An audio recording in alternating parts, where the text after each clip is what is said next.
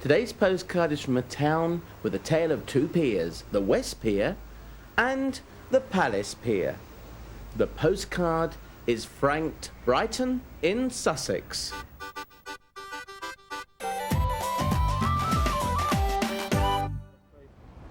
Well, it's a really, not quite so bright day in Brighton. In fact, it should be called Dalton. But there is the West Pier.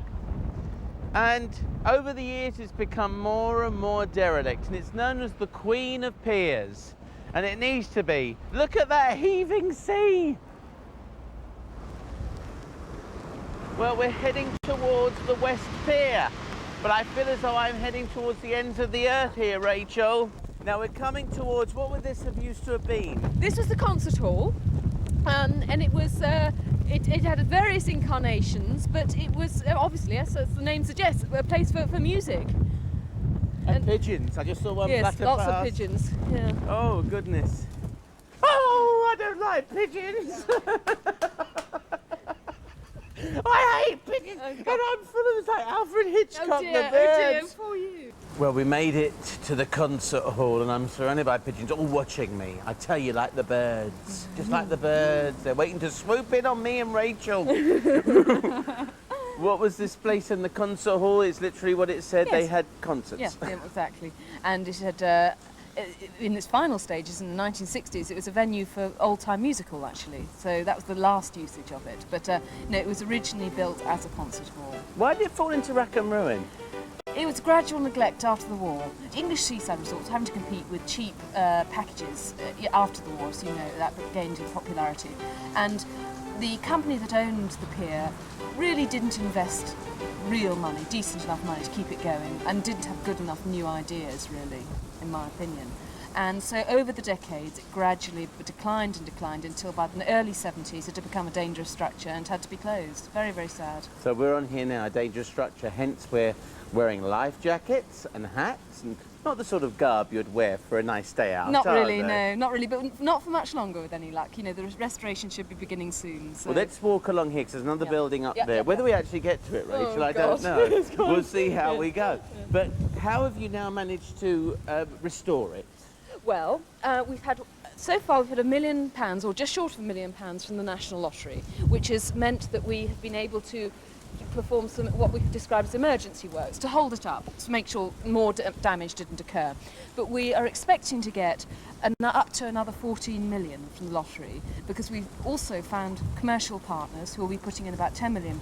That should totally restore the pier, and we would think that should be happening very soon now. And you know what day it's going to open? Well, we're aiming at the millennium. We're aiming at the millennium. Maybe not the 1st of January, but sometime during that year. Well, we wish you well. Are you ready to brave the elements and go? You are? You are very brave people. I'm proud of you. Off we go, Rachel. Bloomin' heck, Rachel. Oh, this is incredible, all of this. I'm about to say, I'm just so amazed, having actually appeared in a lot of summer shows myself. Yes. To see something like this, yes. I do find actually breathtaking. Yeah. The balcony would have obviously gone down there, and the stage would have been there. Yeah, that's right. And they'd have seen that. Yeah. Now, why does a very nice girl like you want to get involved with doing something like this? What is the fascination? Well, look, there's two particular reasons for me. One is this is a very, very important bit of English heritage. You know, it's a very important building, I think, and probably, and this is an opinion, but probably the most important bit of seaside architecture there is in the country. And to see it just decline and fall into the sea is terrible. That's one thing. The other thing is that Brighton needs the West Pier. It's been so sad to see this sort of rotting symbol of dereliction off the coast of Brighton, Brighton's a wonderful town, and it'll do so much for the confidence of the town, and also, of course, for the economy of the town. I mean, it's already a popular place, but once the West Pier is restored, I mean, that's going to generate so much more interest in tourism, and it's just very, very exciting. Palace Pier next, but food first, and where else to go in Brighton but the lanes? Well, in this weather, it's time for a very hot spaghetti bolognese.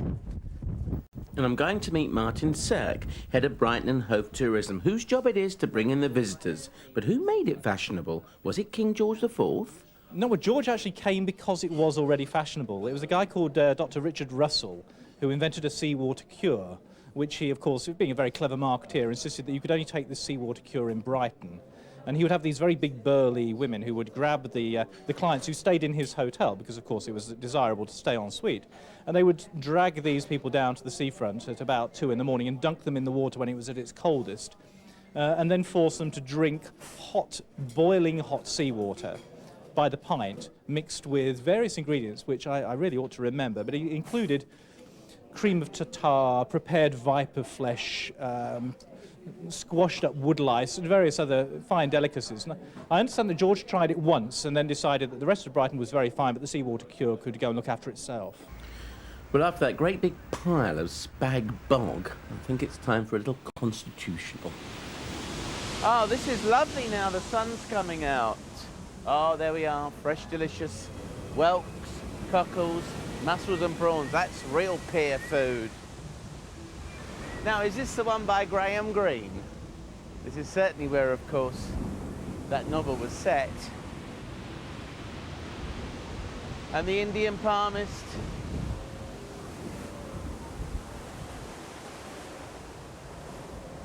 Closed due to unforeseen circumstances.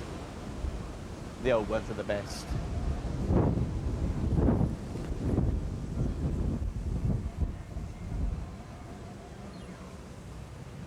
Shall I?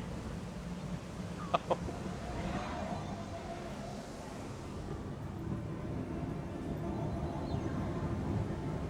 Have I gone into the wrong hole? Let me in the other hole.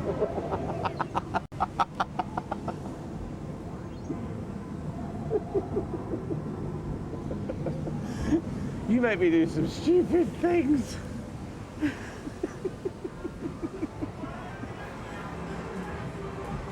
And this really is what the Palace Pier is all about. It's a palace of fun. Well, that's it. Auf Wiedersehen. Cheerio. Farewell. Sayonara. Haivasti. Adieu.